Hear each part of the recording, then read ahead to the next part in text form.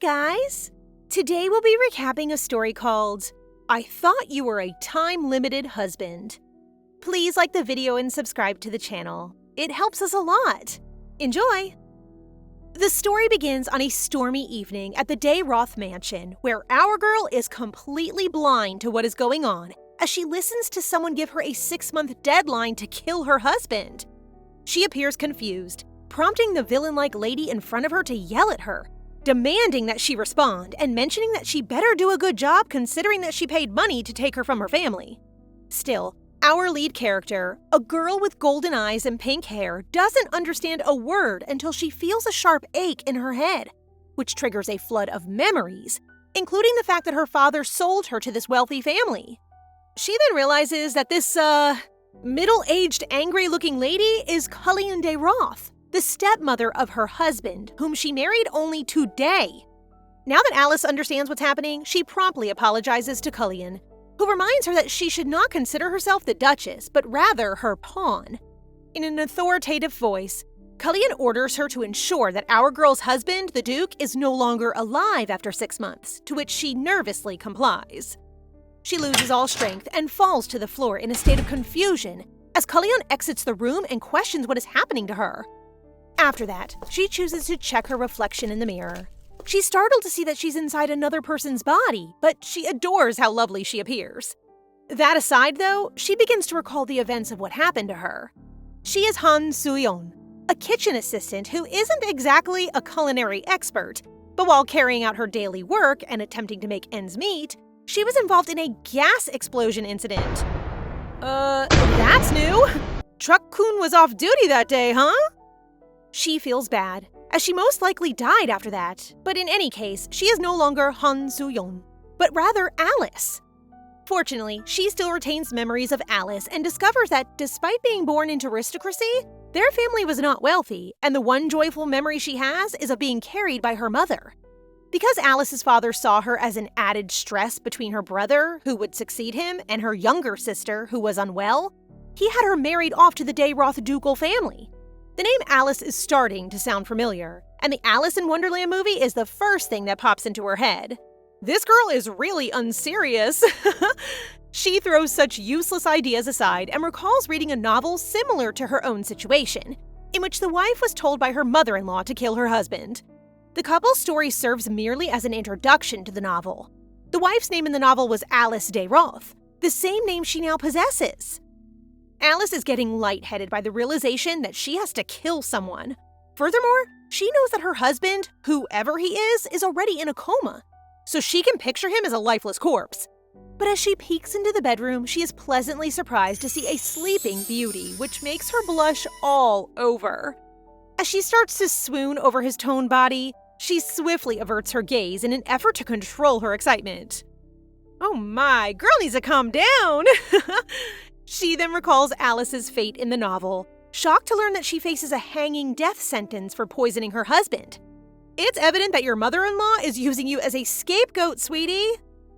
When Alice realizes this, she tries to bang herself against the wall in an attempt to wake up from this strange dream. But it doesn't work, so she ends up lying next to him, curled up and unsure what to do. Eventually, she nods off and awakens to a nightmare in which she is racing through the dark to reach the light when, all of a sudden, a man embraces her from behind and declares that she will never be able to get away. Alice wakes up gasping for air, but her nightmare is quickly forgotten as she realizes she is holding her husband and resting her hand on his chest. She intends to keep it that way, but her conscience pushes her to take it off. This girl, really! This handsome-looking guy is Kaelas de Roth, an extraordinary young duke who became unconscious due to his stepmother's poisoning and would eventually die in the story. Alice is heartbroken that Kaelas' only option is to remain in a coma until his death, only to have her thoughts abruptly interrupted by a knock from Maris, her maid, who has just brought her water for a wash. Alice can tell by the way this woman looks that Madame Cullion has sent her to keep an eye on her, and she is not mistaken because this girl has the arrogance to simply lay the basin of water in front of her rather than washing Alice herself. Maris smirks, intending to show no respect to Alice, considering that she's only someone Madame Cullion is taking advantage of, yet is shocked when Alice merely smiles instead of being irritated by her behavior. Because this is nothing new for Alice, she has been through worse. She washes her face and even praises Maris for the perfectly tempered water, which irritates the maid, who then responds that the madam is waiting for her. Seeing the maid's irritated expression is satisfying. As they say, kill your enemies with kindness. When Alice arrives, she gracefully greets her mother-in-law, but Cullion is unimpressed and simply orders her to sit. They appear to have another guest for this meeting, and it is none other than Dr. Helkin, a lovely man with long silver hair and glasses. Alice gets goosebumps when she sees him, as she remembers that this genius doctor created the colorless and odorless poison for Madame Cullion, which transformed Kalis into the helpless man he is today. However, Alice is grinning mischievously since she intends to take advantage of this comrade of hers. She could be a simp for her stunning hubby, but I believe this girl is also smart. During the meeting, Helkin explains that the poison he made can kill the Duke in about 3 months. He adds that once consumed, it will cause Kalis's internal organs to decay, and the best part is that it will leave no trace, thus an autopsy will reveal nothing. Already astounded by the poison that rendered Kalis unconscious, Madame Cullion is overjoyed to hear this news and commends him for concocting such a lethal poison. After that, she is interested in knowing if Kalis will experience any pain when his organs start to deteriorate. But she's disappointed when Helkin answers no, because Kalis will be in a deep sleep. Imagine being unable to move and experience such suffering! This evil stepmother is insane! Alice trembles as she listens to Cullion, who then explains that killing Kalis in 3 months will be problematic because Edelm, her son, will not have yet reached the age of 16. For the Emperor to authorize the succession to the Duke title, a noble must be at least 16 years old, and Cullion is concerned that once Kalis's death is announced, the indirect family would begin demanding the title. Helkin laughs, realizing that this is why Cullion wanted him to create sleeping poison, so Kalis could keep the title while she managed the duchy until Edelm reached adulthood. Helkin then assures the evil stepmother that there is no reason to worry because they only have to adjust the amount of poison consumed to extend the killing time to 6 months. He draws Alice's attention and informs her that because she is the one who will be feeding the poison to the Duke, she needs to reduce the intake, which she is compelled to do. After they exit the room, Alice requests Helkin for a private talk, so they go to Helkin's workroom, and she is relieved that it's soundproof. So when the doctor decides to explain the dosage of the poison she must give Kalis, she cuts him off and states facts such as his age, 35, his medical knowledge, and his hobby of collecting poisonous herbs. This doctor is starting to sweat from her abrupt shift in tone, but Alice just smiles and says she knows a lot about him. She then asks him directly why, knowing how cruel Madame Cullion is, he messed with the duchy's assets. Helkin becomes serious and accuses Alice of spouting nonsense and framing him. However, when Alice gestures to his shelf and suggests that if she pushes it, he should prepare to bid farewell to the world, the panic on his face is almost comical. Alice read in the novel that the rare, deadly herbs Helkin collected are behind the bookshelves, and each is worth a mansion.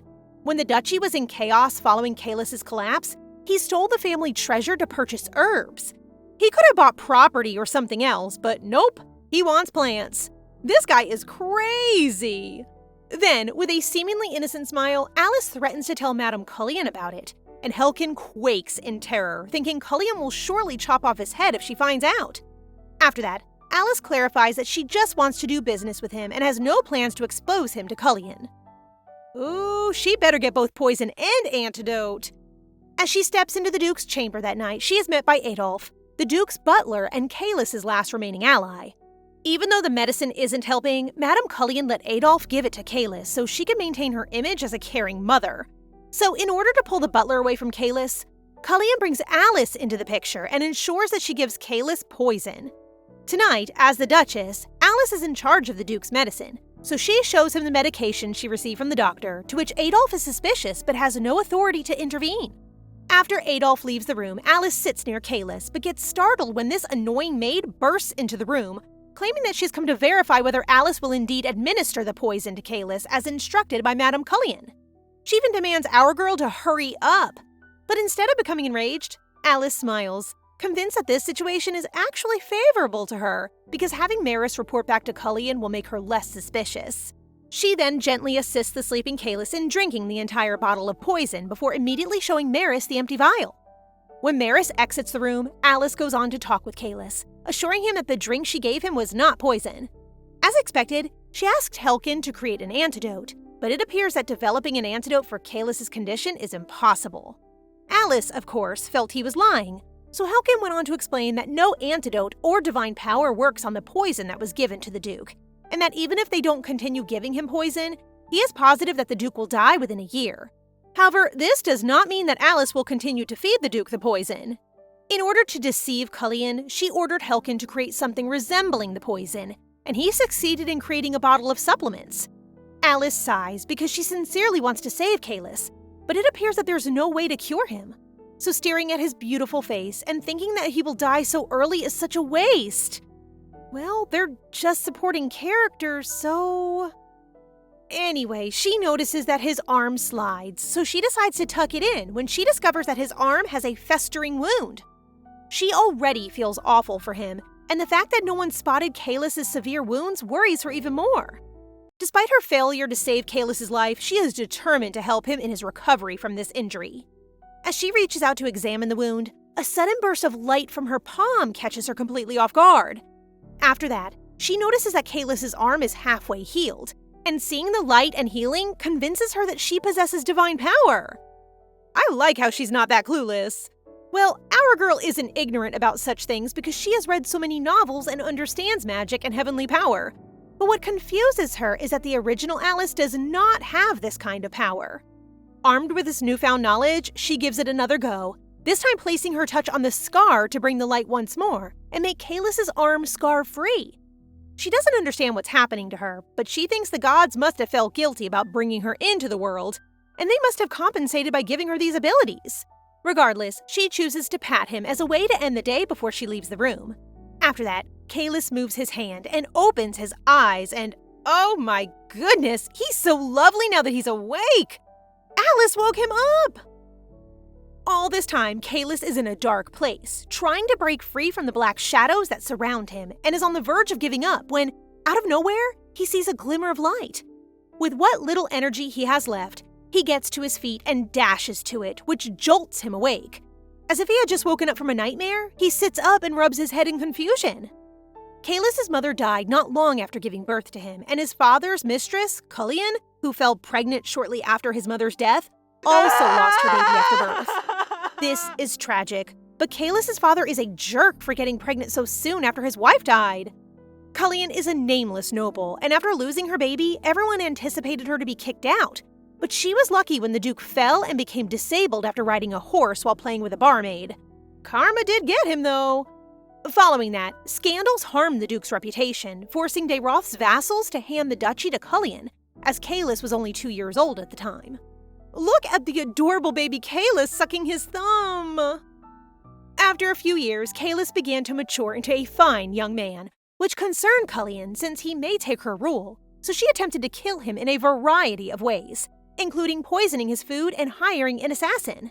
However, when her methods fail, she sent the mere 12-year-old boy to the battlefield where everyone assumed he would die. But her plans backfired, and Kaelus came back even stronger, becoming a hero in the war.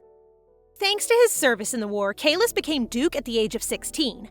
But when he returned home, he was horrified to find that his stepmother had secured herself a son while he was gone.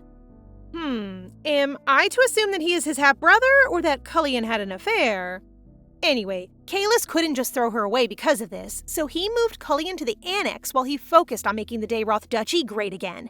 He had spent a decade establishing their family's image and had forgotten about the wicked woman who lived in his annex. He has no recollection of anything prior to drinking water, and has come to the conclusion that Cullion must have drugged him. As a result, he intends to investigate fully. Kaelus extends his stiff body and decides to remove his shirt to change when he finds that the injury he sustained during the war, specifically from dark magic, has healed. Everyone told him it would never heal, even with divine power or magic potions, and he thought it would have festered by now. However, there isn't even a scar, which baffles him.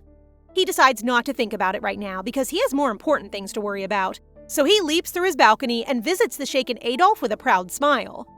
Adolf is crying with relief as he reports to Kaelus what happened. Cullion has moved to their main mansion. She has dismissed his aide and the captain of his guards, and she has disbanded the de Roth Knights, also known as the Knights of the Black Lion, who led the war to triumph. Kaelus then discovers that it has been 6 months since he was in a coma, that all of the servants have been replaced and that they have a new doctor, Helkin. But what surprises him the most is that he is married. Uh-oh, I just know their first meeting is going to be a disaster. 2 days later, at their meeting with Cullion, she compliments Alice on completing her duty correctly, which Alice shamelessly smiles about as Dr. Helkin sweats on the side. He then casts a glance at our girl, who instantly changes her innocent-looking smile into a deadly gaze in order to ensure that Helkin does not do anything funny, causing this poor doctor to tremble. Alice is quite clever since, in addition to threatening him with his hidden rare herbs, she is also aware that Helkin has been selling on the black market. She couldn't forget reading this in the novel because the name of Helkin's shop is weird, so if this guy attempts to deny his sins, she can simply look into his shop, which was established with Dayroth money. Oh, she's really playing her cards correctly. After that, Alice hears that Lady Meltine will be visiting their mansion to learn about the capital before making her debut in high society. This alarms Alice because Lady Meltine is intended to arrive in the story after the Duke's death, implying that the original story is changing. As I already mentioned, Alice and Kalis are merely supporting characters, so allow me to give you a little overview of the story to which our girl transmigrated. She shows up in a novel, I Shall Offer the Crown to You, where Lady Sienna Meltine, Kalis' younger cousin, is the female lead. So the book begins with Kalis' death, prompting Sienna to make her way to the capital, where the Duke was immediately buried and Alice is already on trial for poisoning the Duke. Yet Meltine has deduced that someone has been organizing the Duke's death and has investigated Madame Cullion. However, before she can find any evidence, the villains ensure that the Dayroth Duchy is completely removed from the Empire, consuming the entire mansion in fire. Meltine was unfazed, and she set out to find the Duke's scattered vassals in order to restore their family's honor. Through her mission, she happens to treat the third prince, who is seriously injured on the street, and blah blah blah, they fall in love and live happily ever after. However, in this novel, only the main characters have happy endings, and all of the minor people that helped them die, which frustrates Alice. Today, Maris informs Alice to go to the Duke's room as commanded by Cullion, but she is unaware that her husband is already exercising in his room. Well, during Kalis' meeting with Adolf, he agreed to keep his consciousness hidden because he needs to assemble all of his allies before confronting his stepmother. He also discovers that his, wifey is the eldest daughter of Count Poudry, who was sold off for the sake of their family. But Kalis is unconcerned because he believes that this Alice girl is trying to kill him. He then acts as if he's asleep as soon as Alice walks into his room, and he is understandably taken aback when she starts chatting with him and gushing over his body. She'll surely regret her babbling mouth in the future. While he is secretly listening to his so-called wife, he finds it strange that she continues to talk to him despite knowing that he's unconscious. Maris enters the room with a basin and towel and informs her that it is water and cloth to wash the Duke, causing Alice's face to flush as she realizes what her mother-in-law was referring to. The idea of scrubbing an adult man's bare body makes her malfunction, which makes Maris smirk because she figures Alice is surprised that she has to carry out tasks that servants normally do. Sorry, Maris, but this girl is fine with that and is simply overheating at the mere thought of having to wash the Duke's well-sculpted body. She then takes a brief glimpse at Kalis, and the buttonless shirt makes her go crazy, prompting our not-so-innocent girl to turn to prayer for guidance away from sins. Maris interrupts her, reminding her that it's late and time to get started, despite Alice's secret yearning to run away. While Alice is still contemplating, Maris starts touching the Duke, which worries her, so she instantly grabs Maris's hand and inquires as to what she's doing. Although Maris explains that she's removing the Duke's clothes for her to wash him, Alice still wonders if it is appropriate for her to trust such work with one of Madame Cullion's employees, and she begins to suspect if Madame Cullion is plotting something more with Maris. So Alice decides to do it by herself and orders Maris to leave, who is surprised by her actions. When she gazes upon the Duke, she experiences a persistent sense of discomfort, fully aware that she bears the sole responsibility for his well-being, even if she chooses to lie about washing him. Driven by her deep concern for the potential harm that could result from the insufficient care, she dedicates herself to the continuous task of washing the Duke's body. In order to maintain a smooth process, she decides to treat him like a sculpture, with her only responsibility being to carefully keep it clean. Softly, she delicately washes his body, yet a faint blush graces her cheeks as she steals a glance at him. As she carries on with her work, she actively engages in internal dialogue to stay focused. But what's funny about all of this is that my guy is awake and has to stay still. He needs an Oscar for this. After completely washing his upper body, she can't help but feel a sense of satisfaction, admiring his captivating appearance. Alice is proud of her progress, so she reaches for his pants, but then she pauses, realizing it's not really right for her to do the task. She freaks out over what to do and where to begin, and she ends up crying as she blames Madame Cullion. However, she is determined to take care of him indefinitely, so she resolves to finish it to the very end. Right as she's on the verge of unfastening his pants, Adolphe suddenly enters the room, effectively putting a halt to her actions.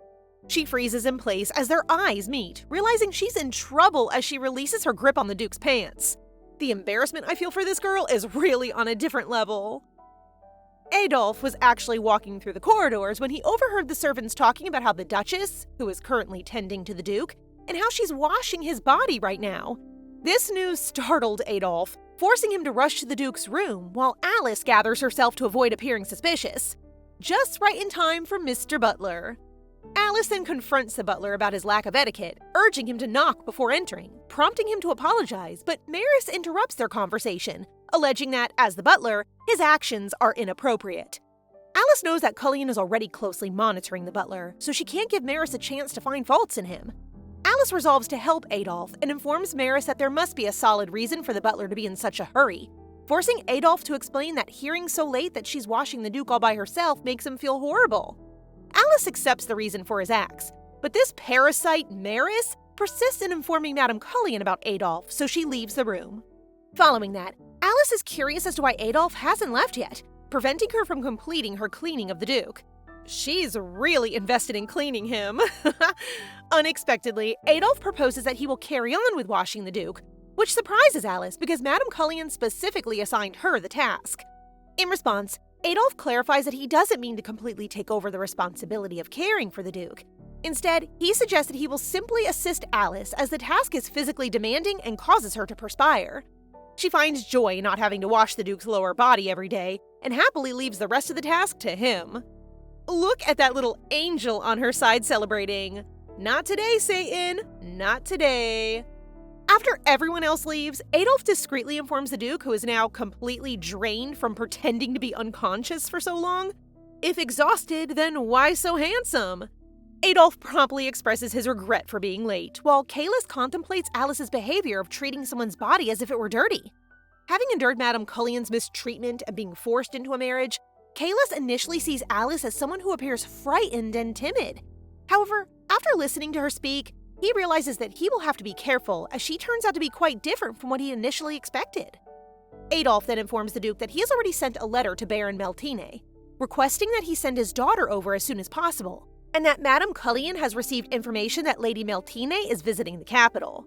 The Duke intends to begin moving in earnest once Lady Meltine arrives, and he instructs Adolphe to be quiet until then. Adolphe also informs the Duke that when he collapsed, Madame Cullion had been giving him some medicine for the Duke to take, but that medicine is now in Alice's care, and he is concerned that he cannot check what its contents is from now on. Adolphe believes Dr. Helkin's remarkable poison-making abilities contributed to the Duke's collapse, so the Duke then orders him to bring Helkin to him. The Meltine family's carriage has arrived. Sienna Meltine is incredibly captivating, with her vibrant crimson hair that radiates warmth and her mesmerizing emerald eyes that reflect nature's beauty. Madame Cullion smiles as she greets Lady Meltine, but this girl is brave enough to ignore her and greet Alice instead, introducing herself to the new Duchess. Hope she treats our girl nicely. Lady Meltine's actions create a chilling atmosphere, causing Alice to panic as she anticipates Madame Cullion's reaction. So Alice decides to take action to ensure her survival, and apprehends Lady Meltine, explaining that she should have greeted the Duchy's esteemed elders first, causing Lady Meltine to flinch. But the truth is, she's crying inside because she doesn't have any ill intentions. Lady Meltine then apologizes to Madame Cullion, admitting that she made a mistake by assuming the Duchess would be the acting head of the household in the Duke's absence. Madame Cullion graciously accepts the apology, reassuring Lady Meltine that the misunderstanding doesn't bother her, and extending an invitation for her to come inside and rest. On that day, Alice tells the Duke that she has encountered him twice, and will keep seeing him twice from then on. She persists in conversing with the Duke, which makes Helkin curious about why she bothers speaking when he's deep asleep and unable to hear anything. Alice sees nothing wrong with conversing with the Duke, and she even gushes about how radiant he appears after all her cleaning. However, Helkin informs her that the Duke's condition will worsen continuously, and that although he's still alive, the sleeping poison will slowly ravage his body, preventing any improvement in his complexion. As Alice gazes once more at the Duke's face, she notices his skin glow, leading her to suspect that it may be a result of the divine power she unleashed upon him. Curious, she then asks Helkin about the possibilities of employing heavenly power to relieve pain and cure diseases, and learns that the Duke will never awaken, making any treatment method ineffective. However, she is intrigued by how she heals the injury to the Duke's arm, which she witnessed firsthand. Anyway, she decides not to tell Helkin about her divine powers and just proceeds with the task of giving the Duke his medicine. She already pours the medicine into the Duke's mouth, remembering to let Helkin drink the remaining potion to confirm that he is indeed giving her a nutritional supplement, not poison. After warning him about his betrayal potential, she has him drink everything in front of her and is relieved that it's vitamins since he drinks it all at once. I salute that she didn't trust the doctor and made him drink it. That afternoon, while Helkin is strolling down the corridor, still engrossed with Alice's unusual behavior, he is shocked when Adolf appears in front of him and smiles innocently. They then head to the Duke's room, and Helkin begins to feel uneasy when Adolf informs the sleeping Duke of their presence, and he falls on his knees. Seeing the Duke rise from the bed, the Duke then raises his blade and slides it to Helkin's neck as he demands that he explain everything about the poison. Helkin tries to make it clear that he is not only following Madame Cullion's orders, he says he has no idea who will consume his poison and stresses that he has no intention to kill him. Helkin then pleads for his life, promises his loyalty, and says that he is knowledgeable about medicinal herbs and may be of use to him. Helkin continues to try to save his life when Adolf informs the Duke that Helkin produced the poison and knows how to treat it, urging the Duke to keep him for the time being, to which he quickly bows in gratitude.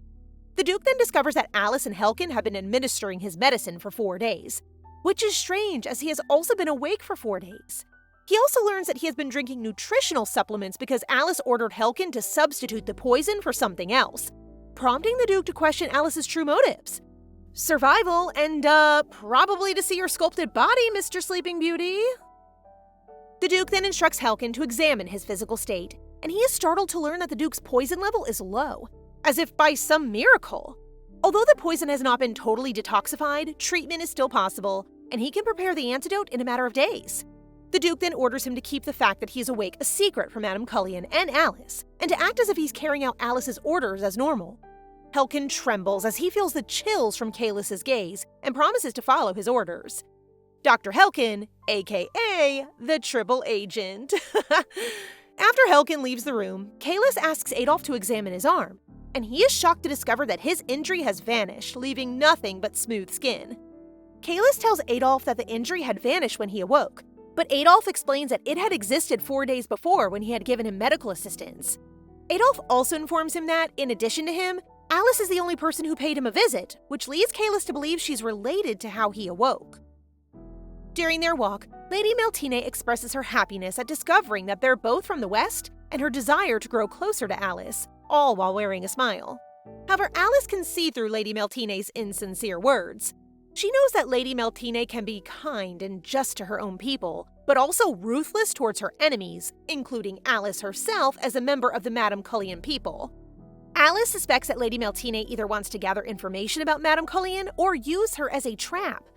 As she ponders her next move, Alice contemplates whether to play the naive and timid role like the original Alice, or reveal that she's not that foolish.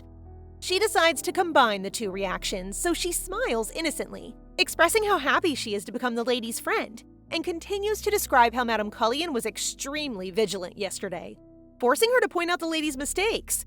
Since Sienna is happy to keep being friends and occasionally wants to chat, it's clear that our girl has passed her test. Alice intends to play the innocent card and help the female lead out by subtly giving information about Cullion, rather than being perceived as a threat. Now that she's alone, Alice intends to escape the duchy before the all-out war between the protagonist and the villains begin, prompting her to recall her divine powers. So she reads a temple book and learns that across the empire, priests under the temple's care are protected by a special law that forbids even nobility from interfering with them, with the Pope being the only one who can judge them. It comforts her that Madame Cullion cannot harm her if she becomes a priest. But when she reads that only pure people may qualify, her plan falls through considering that she's married. However, she is still pure, and she believes that her qualifications for priesthood are unclear, so she resolves to visit the temple to ask about the procedure. Alice's next problem is that she is certain that Madame Cullion will not allow her to leave. But with her brilliant mind, I am confident that she will find a solution. Alice is still trying to make sense of things when Helkin unexpectedly knocks on the door, catching her off guard. She finds out that the butler is currently busy, so Helkin, who is free, steps in as a replacement. She then explains that all Helkin needs to do is wash the Duke's body, with her taking care of the upper half and him taking care of the rest. Kalis Dayroth is the youngest Duke and Knight to have ever marched triumphantly across the battlefield. Helkin frequently hears unbelievable stories about the Duke, one of which describes how the sight of him slashing his enemies' throats resembles that of a savage beast. Yet today, Helkin witnesses the beast looking so peaceful, which makes him concerned about Alice, who continues to touch the Duke's body. Helkin offers to assist her, but Alice insists that she can do it on her own, comparing the delicate task to cleaning a valuable sculpture. She looks downcast as she delicately wipes Kalis's hand, claiming that she's lost her interest in him. It seems more like she's trying to suppress her feelings because she knows Kalis will die.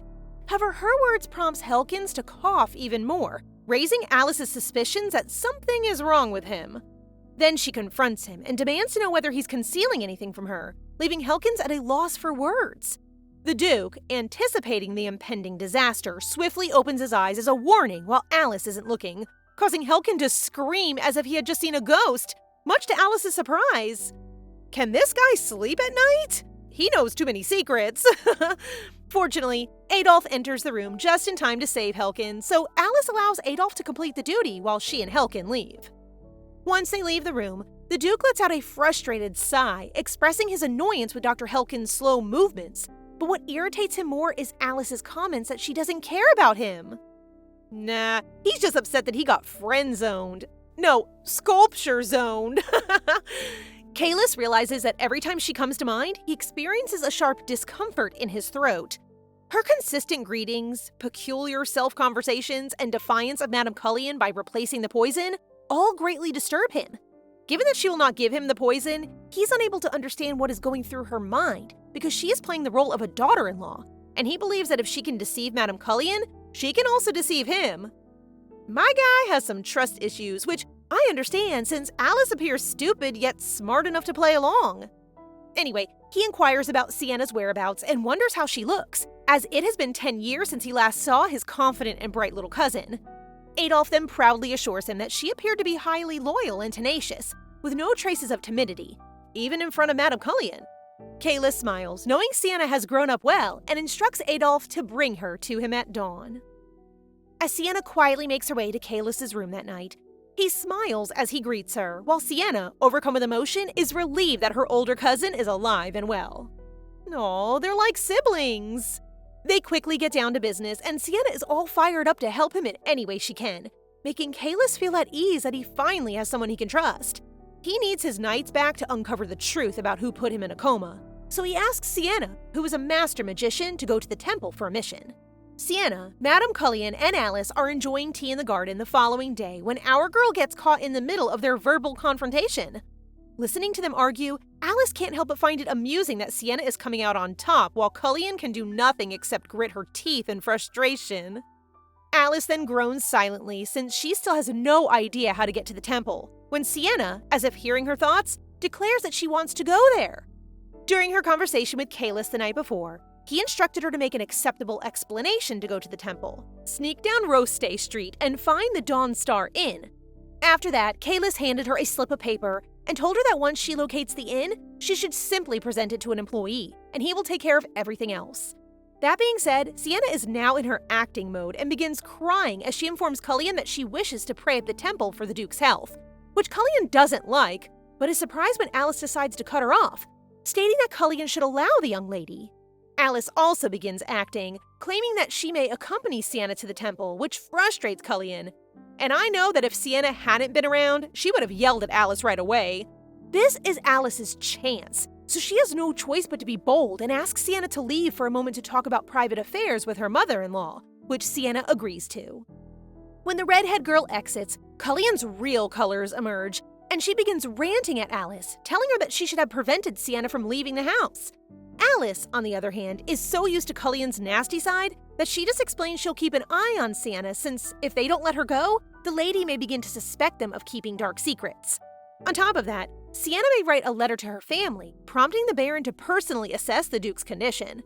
Cullion begins chewing her finger and agrees that if news spreads that the Duke is ill, Dayroth's close families will undoubtedly step in, so she eventually permits Alice to accompany Sienna, which makes Alice very happy. She may appear innocent, but our girl is actually pretty clever. Even her nasty stepmother fell for her trick. I love her. Adolf tells the Duke right away that Sienna and Alice are going to the temple to pray, which leaves Kalis wondering what Alice is up to. When he told Sienna to go to the temple the night before, he also advised her to be cautious around the Duchess. But all he got was a puzzled look from his cousin, who said Alice was foolish and naive. She began describing Alice's pink hair, golden eyes, and tiny physique, claiming that she was like a little puppy, which Kalis found difficult to believe given that this was the same girl who deceived both Cullion and Helkin. This only suggests that the Duchess is concealing her genuine identity. Yet when Sienna asked him if there was anything she should know about the Duchess, he lied and just told her to be watchful. After realizing he didn't tell Sienna the whole truth, Kalis starts to wonder why he's trying to save Alice from trouble in the first place. To straighten out his poor judgment regarding Alice, he resolves to uncover her true identity today. When Alice comes to the Duke's room today, Adolf happily informs her that he has already bathed the Duke's body and offers to wash him from now on. Secretly, of course, so Madame Cullion won't find out. This surprises Alice, but she accepts, and after discussing their little secret, Adolf leaves the room while she sits next to Kalis. Alice understands that Adolf is attempting to separate her from the Duke, since, in the eyes of the butler, she is simply Madame Cullion's person. She's a little bitter now that there's a boundary between them, and while gently running her fingers through Kalis's hair, she confesses that she has become attached to being in his company. I understand this isn't love yet, but my girl is slowly falling for a sleeping beauty. She also believes that keeping their distance is for the best, since she fears that being near him will cause her to feel unbearably hurt when news of his death gets out. So she mumbles her plan to leave the Duke's mansion and resolves to stop thinking about Kalis. When she leaves, Kalis is even more puzzled, realizing that this Alice girl is trying to run away from his estate. Although they haven't had a real conversation yet, I can sense the chemistry between these two. I'm excited for them! The day has arrived for Sienna and Alice to go to the temple, and Our Lady looks adorable as she acts like a child going out with her mother. I can't blame her, considering this is her first time out since she transmigrated. When they arrive at the massive temple, a priest welcomes Alice warmly, and she understands it's because of her rank as a duchess. Plus, temples have always been particularly kind to the nobility because they donate so much. Sienna then requests a separate prayer room where she may pray alone, and Alice senses Sienna is working on something, prompting her to recall Madame Cullion's orders to keep a watch on Sienna. But, oh well, sorry not sorry, but our girl doesn't give a hoot. So she allows Sienna and even cheers her on in her effort to get rid of Cullion. Alice then enters a private prayer room as well and decides to read a book about divine power, where she discovers that, while divine power is one of God's blessings, not everyone possesses equal amounts of power. Priests are classified as novices if they can just emit a warm light and heal minor wounds, senior priests if they can heal severe injuries, and elite priests if they can treat internal injuries or heal someone instantly. Given that she cured the Duke's already festered wound, she believes she's qualified to be a senior priest. Yet the thought of having a big responsibility plus the stress that comes with overseeing the nobility is too much for our girl to bear. She only wants to live peacefully, so she resolves to hide her powers from now on. Suddenly, a low-ranking priest with short purple hair enters the room to offer her a cup of tea. And seeing this gorgeous angel in front of her, Alice wishes to be like her. After that, Alice decides to ask the young priest a question about her married friend's desire to become a priest who maintained her purity, which prompts the priest to tell the story of a woman who, out of the blue, gained heavenly powers and became a priest. In short, everyone who has attained holiness, regardless of their qualifications, can become a priest, including married people, which relieves Alice greatly. Alice meets the right priest because this girl turns out to be in charge of record keeping and claims to be able to assist Alice's friend in need. She then hands Alice an application form for becoming a priest, and says that her friend must put down all of the abilities she possesses, and that the temple will then conduct a test to assess their efficacy, following which her registration will be processed. After thanking her for the full details, Alice inquires about the young priest's name. And guess what? It's just like her Hari name. Her name is Violet. When they arrive home, the evil stepmother is waiting at the door, cranky that they have returned late, and demands that the two ladies go upstairs to rest right away since they have been through a lot today because of her useless son. Gosh, how dare she call Kalis her son? Well, she's tripping over her own foot as Sienna innocently informs her that the restoration of the Dayroth family standing is all thanks to the Duke, while Alice on the back is impressed by Sienna's daring to speak up and always wins. I'm confident Sienna and Alice will become friends once they realize they're on the same side. After the lady walks upstairs to rest, Cullion demands a report from Alice, who reveals that the two of them merely prayed and that Sienna never left the prayer room until it was time to go home. Still, it's only the first day in the temple, so Cullion's orders remain unchanged. Alice must ensure Sienna isn't doing anything odd. After Alice accepts, this evil lady smirks and tells her that it's time for the Duke to drink his medicine. Yup, time for hubby to drink his vitamins. As Alice proceeds to administer the vitamins to the Duke, she sits down next to him, oblivious to the fact that the application slips out of her pocket. She should have secured that paper! Feeling helpless, she clings to his hand, burdened by the guilt of knowing she must leave to protect herself, yet unable to change his unavoidable fate. While still feeling the warmth of Alice's touch on his hand, he seems a little uneasy that she didn't greet him in the usual way. He had assumed that Alice was ecstatic about her plans to leave his mansion, yet he couldn't shake the feeling that her voice carried a hint of sadness earlier. He can even sense the change in her voice, huh? Interesting progress. After that, with Adolf as a witness, Helkin hands Kalis a finished antidote, but warns him that it is very strong. The Duke is confused by this, so the doctor fumbles through an explanation about how painful detoxification is, and how the painkiller he gave him earlier and the vitamins won't help much. However, Kalis takes the antidote from Helkin's hand anyway. Instead of the pain, Kalis is worried about being imprisoned in the darkness once more, thus the cure is of the utmost importance to him. Just then, they hear a knock on the door, and Sienna enters with her vibrant red hair that seems to radiate in the darkness. The sight of her leaves the doctor feeling flustered, unable to comprehend just how stunning Sienna truly is. But before he can continue staring, an invisible force strikes him in the head, prompting him to realize it was Sienna, who then reminds him of the basic rule of not staring at people for too long. Helkin is amazed that Sienna can use magic without even casting a magic circle, which only confirms that our novel's main lead is a high circle mage, so all he can do is stare down in shame as he apologizes to the woman. Following that, Duke Kalis, who is standing by his powerful cousin, orders him to go, making Helkin frightened and prompting him to comply. You two make such a powerful duo. However, it's a little distracting that none of your clothes have buttons, sir. Not that I'm complaining in the slightest. Sienna then tells Kalis what happened today, informing him that she met James, and that, after showing him the paper, the man immediately told her that she would meet Mr. Taysiri at the inn tomorrow. It is great news, but the Duke persists in asking her if she wasn't caught leaving the temple, prompting Sienna to explain that she is positive because she used illusion magic in the prayer room to make it appear as if she was sitting there praying, while the real her left, which impresses Kalis. Following their meeting and Sienna's exit from his room, Kalis makes the decision to consume the antidote. Concerned about him, Adolf plans to keep a close eye on him throughout the night, but Kalis stresses against it, so he departs. On the other hand, our girl has spent the entire night circling the estate in search of her misplaced application form. The fact that Cullion remains silent throughout the evening suggests that she does not have it, so Alice assumes that the Duke's room is where the form is. With nothing but her light, she enters the room and begins to explore. Eventually, she discovers it lying under Kalis's bed. However, she wasn't expecting to hear a voice coming from the bed, prompting her to investigate. To her shock, she discovers that her husband is in pain, causing her to panic. At long last, this time they may actually be able to meet. Alice panics and rushes outside to find Dr. Helkin, leaving her light and form on the bedside table.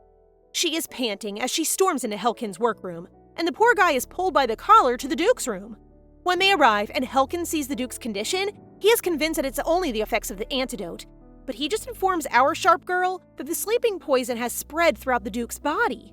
However, Alice looks at him sternly, wanting to confirm that he hasn't poisoned the Duke recently. This prompts the doctor to clarify that his medicine works exactly as the Duke is experiencing it. Alice gives up and accepts that they cannot do anything to alleviate the Duke's suffering, so she dismisses him. Whereas Helkin is positive that the Duke will be alright in 2 days, though he can't disclose this to her. She can't endure hearing his agonizing cries, But she knows that even if she uses heavenly power to alleviate his suffering, Kalis will not survive his tragic ending. But she couldn't help but take the Duke's hand as he cries out in pain, and she starts to pray earnestly that the gods will heal him. Her divine powers instantly fill the room with light, calming the Duke's expression and leaving Alice looking exhausted.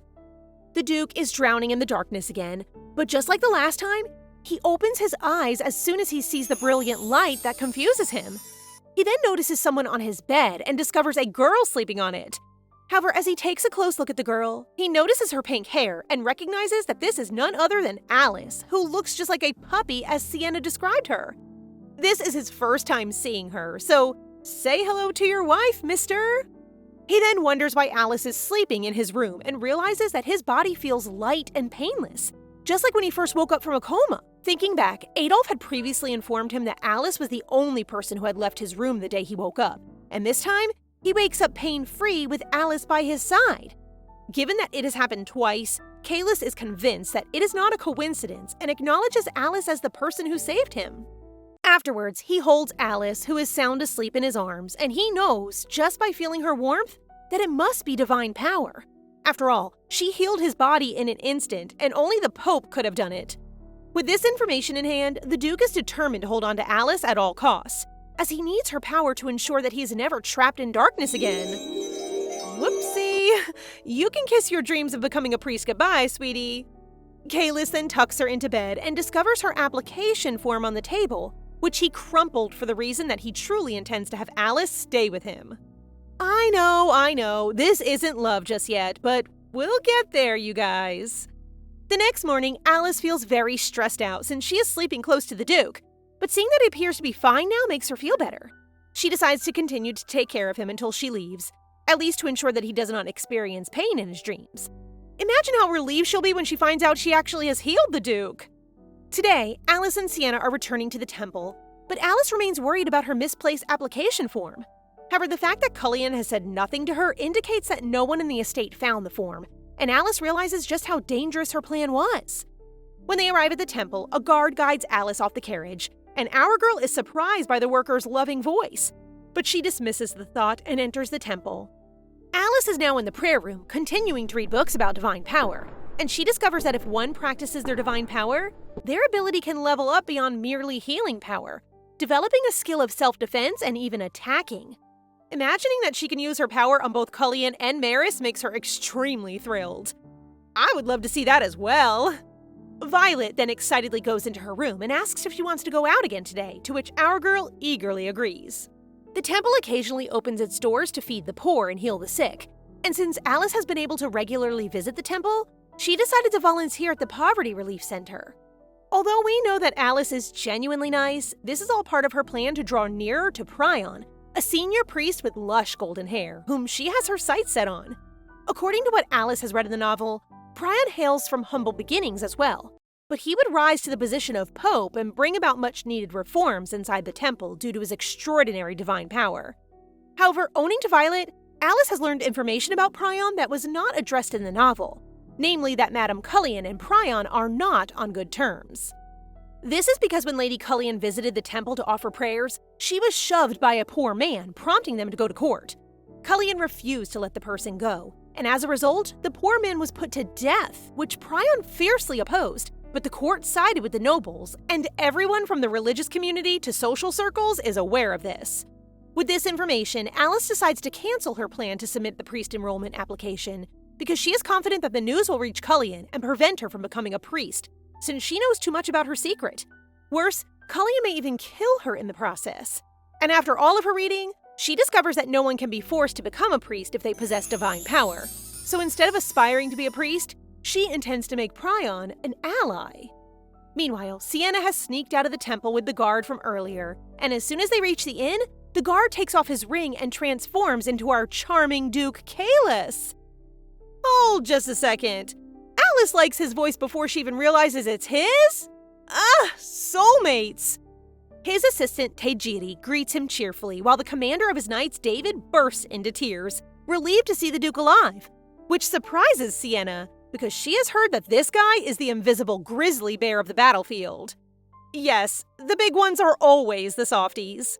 The Duke wastes no time in announcing that he intends to move their plans to kick out his stepmother as early as possible. David reports to the Duke that practically all of his knights have already assembled, while Tejiri, who has been tasked with investigating Madame Cullion, discovers that she's been involved in a number of unlawful activities. One of these is bribing Marquise Birkin, who is well known for soliciting favors from the Emperor to ensure that Edelm, Cullion's son, gets elevated to the Academy's top position. The fact that Cullion poisoned him should have been enough to get rid of her, but they have to gather evidence nonetheless because of the present Emperor of the Pentagon Empire. The Emperor is corrupt, and he is threatened by Kaelus's Black Knights, whose talents far exceed those of the Imperial Knight, as well as Kaelus's growing fame, which threatens his authority. The Duke believes that the Crown Prince is the Empire's only hope, but he is now unconscious, so the second prince, who is known to be immoral, becomes the next candidate for the future Emperor. Kaelus has made it clear that he will not support the second prince, which must have disappointed the Emperor, and the fact that the Emperor permitted Cullion to let him marry an unknown noble family without any confirmation suggests that the Emperor wishes him to crumble. Back to our girl, Alice and Violet are busy assisting those in need with food, but her plan to get closer to Prion is not working because he is busy mending the sick. Just then, two little kids approach her and ask for some bread, and Alice cheerfully gives them soup, which delights the little one, who runs to take the dish. The kid has no idea how hot it is and is now wailing from a burned hand. Alice asks for assistance in healing the child, but everyone is too busy, so she chooses to heal the child herself and requests that they keep it a secret.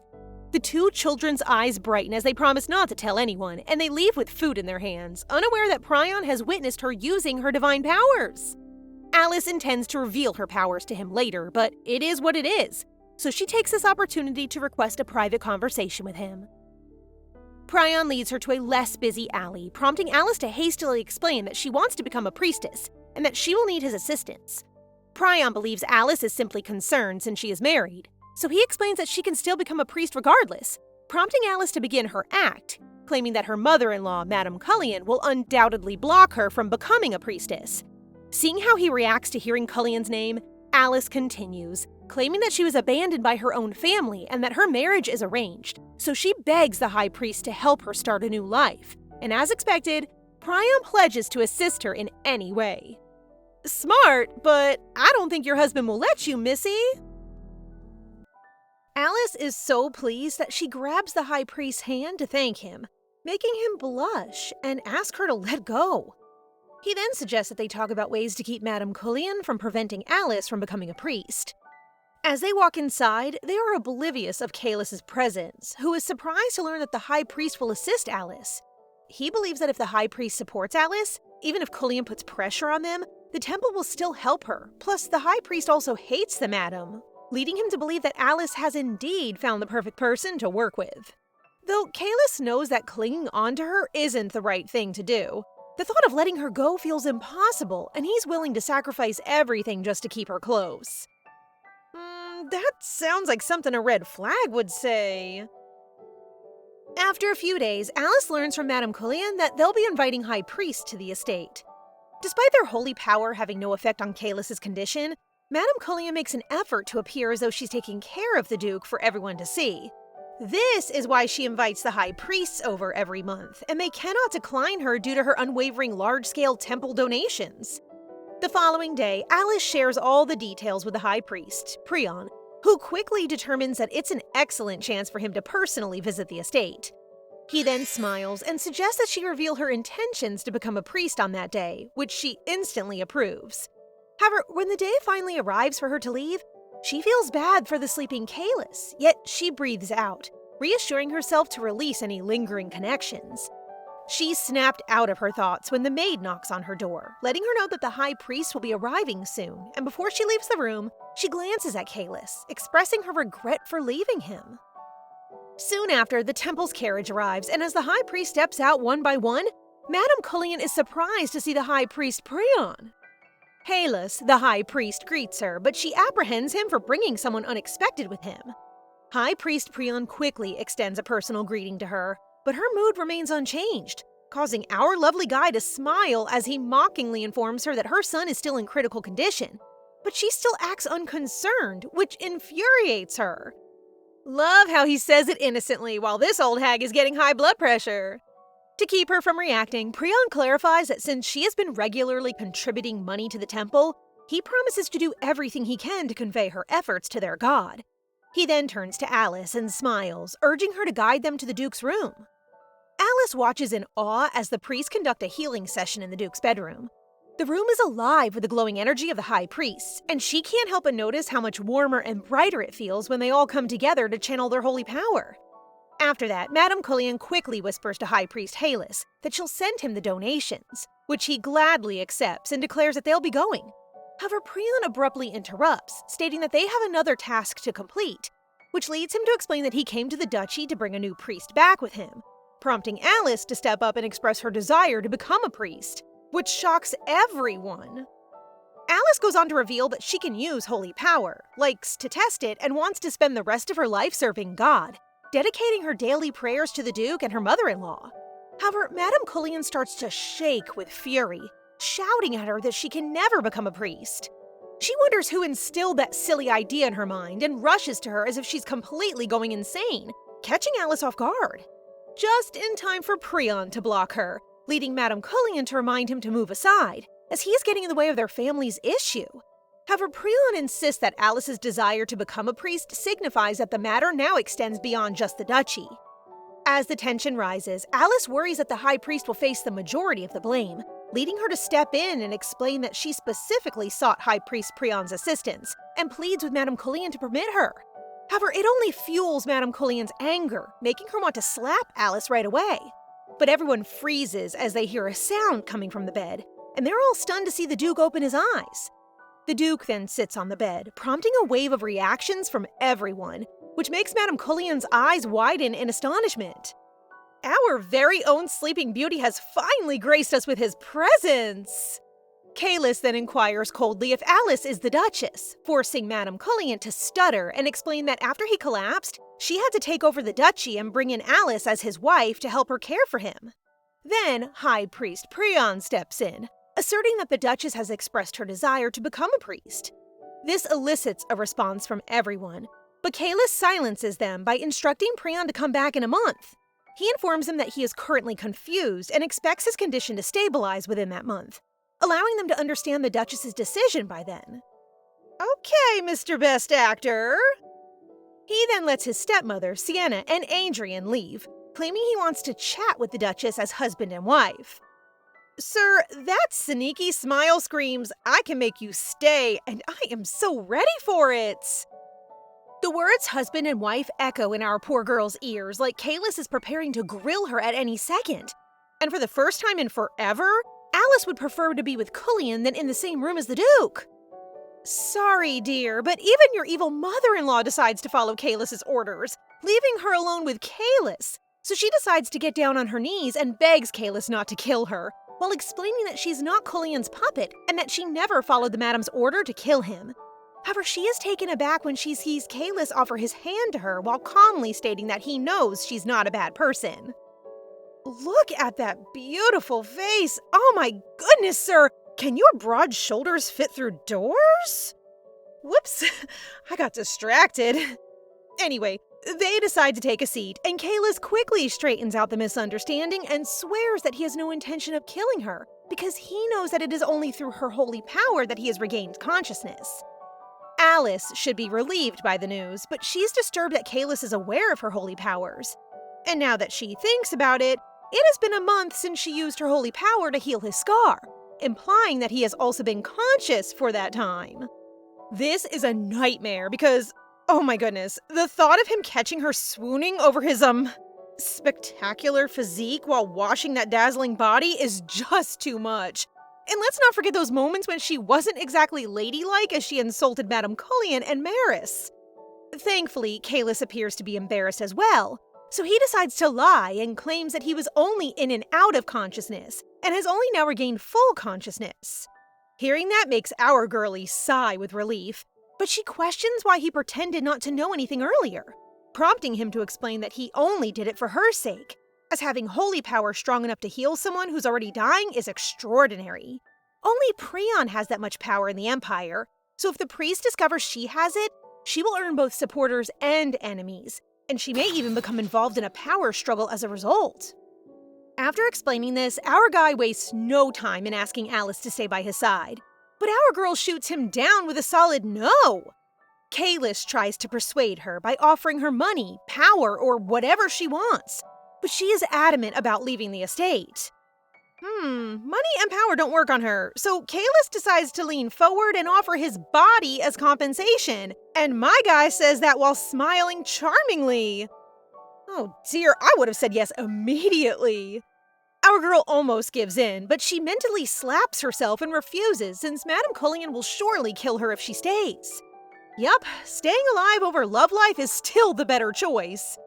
Kalis announces to her that he'll be kicking out Cullion soon, and in an almost desperate manner expresses his hope that she'll step up and take responsibility since he is not yet fully recovered.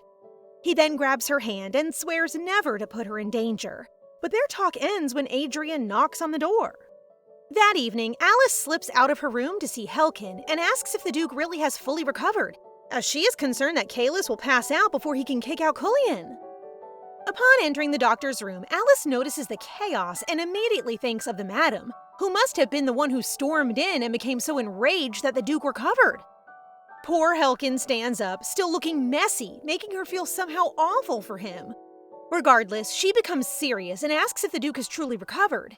And after learning that while a full recovery will take time, the Duke will not fall into a coma again, which is bad news for Helkin because the Duke may kill him at any time, while Alice is relieved that she'll be safe for the month, but also worries that the Duke will not let her go after that. Both of them sigh as they ponder their own troubles, but before leaving the room, Alice decides to give Helkin advice. If he wants to live, he should cease working for Madame Cullion and confess all of his sins to the Duke. Meanwhile, Sienna is startled when Kalis tells her that Alice's prayers saved him, and he even claims to have seen God's holy light while Alice was praying. For the time being, he decides not to inform anyone about Alice's holy power, but he wants everyone to know that she is the one who saved him. Sienna had assumed that our sweet girlie was just a clueless bunny, but Kalis tells her that Alice has some award-winning acting talents and that Alice was not Cullion's person in the first place. After updating Sienna on Alice, he asks her to rest, and shortly after, Helkin, who still has scratches all over his face, arrives sweating and kneeling since he's late. Our triple agent has a tough life, but that's what comes with almost killing a Duke. Helkin then explains that he was late because he chatted with Alice, and he can't help but smile as he thinks about how Alice still gave him advice when she herself is in a bad situation. But whoopsie, doctor, it is not a good idea to smile while talking about someone's wife because Mr. Hubby is ready to kill you. How does that saying go again? One smile for my dear makes the doctor disappear? Helkin panics and claims that Alice paid him a visit because she was concerned about Kalis and had inquired about his condition, which calms Kalis down. Back to business, Kalis informs Dr. Helkin that they will visit the Imperial Palace in a week to check on someone who has ingested poison, which the doctor immediately recognizes as the First Prince, because it is widely known that the First Prince has not woken up in years due to poisoning. Then, because Kalis is sure that Madame Cullion will use him for another evil scheme, he gives Helkin a magical device that can record audio. After healing the First Prince and providing the Duke with evidence regarding the Madam, Helkin is 100% certain that this is his only chance for survival. Thus, he is more than willing to follow orders. The next morning, Alice wakes up sighing on her balcony, only to be greeted by a cute, cheerful new maid named Aileen, whom Kalis himself had hired. This is the first time someone has prepared everything for her, and she is very moved by Aileen's sincerity in serving her. At last! No Maris means one less source of drama to deal with. While walking to the dining area, Alice is greeted by Sienna, but the morning is ruined when grumpy old hag Cullion shows up, who is enraged that Alice has a new maid. She glares at Aileen and states that as the estate's master, she does not grant her permission to work for Alice, so she must kneel before her.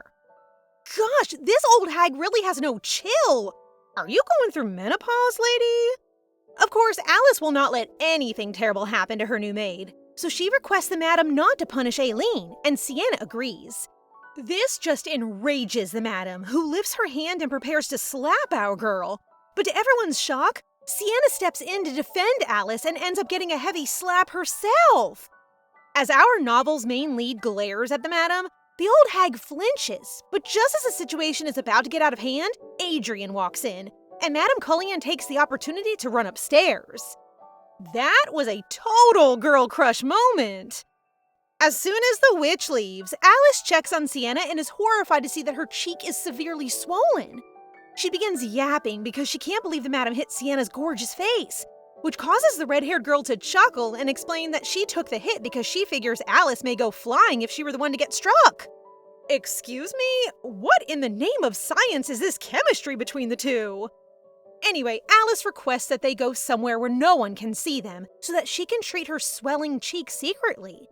After healing Sienna's cheek, Alice finds out that the Duke covered for her, stating that her prayers had healed him and without mentioning her holy power. Sienna then apologizes for being skeptical of her and shyly asks if they can be friends. Meanwhile, Madame Cullion is having a fit in her room because she can't believe Alice and Sienna are opposing her just a day after Kalis awakened. Rhonda, the head maid, suggests that because the Duke is not suspicious of Alice, the madam should bring her back on her side and that they could exploit Alice's weakness to force her to comply. This prompts the madam to remember Alice's weakness, her family, the Fodry County. Sir, when you kick this mad woman out, please include Anaconda, Rhonda, or whatever the head maid's name is. It's been a week and our girl has heard whispers from the estate about Madame Cullion being forced out soon.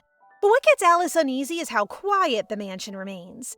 However, all changes when Aileen informs her that her family has just arrived at the estate. Instead of greeting his daughter, her father shouts at her for even considering becoming a priest. Count Rocky, who now becomes a fatty after selling his own daughter to the dukedom, is outraged. Alice's mother is crying because she's not repaying Madame Cullion's kindness, and her brother Eric looks at her disappointed. Something is really wrong with this family. Alice remains silent, but she knows without a doubt that the madam must have threatened her family to cut off their financial support. However, when the count orders her to beg for the madam's forgiveness, she snaps and confronts them for selling her, fully aware that the madam intends to order her to kill the Duke. Yes, go on, babe, tell them! Her father instantly urges her to lower her voice to make sure the Duke does not hear her, and this time he takes her hand, demanding she not abandon her family. Sorry, not sorry, but Alice slaps her father's hand away, reminding him that they were the ones who abandoned her first. And now that the Duke is awake, she has no intention of ever assisting the madam with whatever wicked schemes she has planned. After that, she makes her parents' jaws drop when she asks them to go while smiling sweetly, hoping to never see them again. Serve them right! However, Alice gets grabbed by her brother, who yells at her and orders her to kneel, prompting her to recall the real Alice's traumatizing memories of being bullied by him. Eric figures he has the upper hand now, but his mouth drops as Alice mocks him for wanting to be a knight and suggests he take a different path. You know, since he's pathetic? This makes Eric's face flush with shame, and he yells out his sister's name. But Alice corrects him again, this time declaring that she is now Dearuth, not Fodry. Eric can't believe Alice can raise her voice now, so he raises his hand to hit her. But everyone in the room gasps when the Duke suddenly appears. Mr. Husband quickly confronts Eric, furious for attempting to hit the Duchess. He then shoots him a menacing glare, labeling him a young master of a nameless noble family. Kalis' piercing gaze drains Eric of all his strength, sending him falling to the ground as the Count and Countess rush to his side. Sir, how about a slap? Just one slap! After that, Kalis' mood suddenly changes to that of an innocent, sweet-looking husband as he returns to Alice and asks if she needs any help, making our girl pause for a moment to reflect that her family never apologizes, so she should at least get a little revenge for the original Alice. So, with a confident tone, she requests that the Duke expel the Fodry family from the Dearuth estate and never allow them to return. Her request is the Duke's command, so the knights drag them away while they continue to call Alice, and ew, Eric now even calls her my sister. Crazy how their attitude has changed now that they can't manipulate our girl. When they leave, Alice thanks Kalis, but she hopes he does not ask for anything in return, such as asking her to stay. Dear, my guy does not need to take advantage of the situation because all he needs to do is flash you his lovely smile or remind you that you can have whatever you want, such as his body. I'm really glad he's not forcing her to stay, but rather trying to charm her with his beauty. Anyway, he wonders if expelling her family from the duchy will be enough, implying that he can destroy them entirely if she wishes. which really shocks her and prompts her to respond that what they did is more than enough. Now that's done, Alice mentions that she'll take a rest, leaving our guy feeling a bit let down. So he gently holds her hand, kisses it, and offers her a warm, affectionate smile. That kiss and smile are too much for our girl, so she quickly zooms away, flustered. This guy knows how to tease too. Cutie.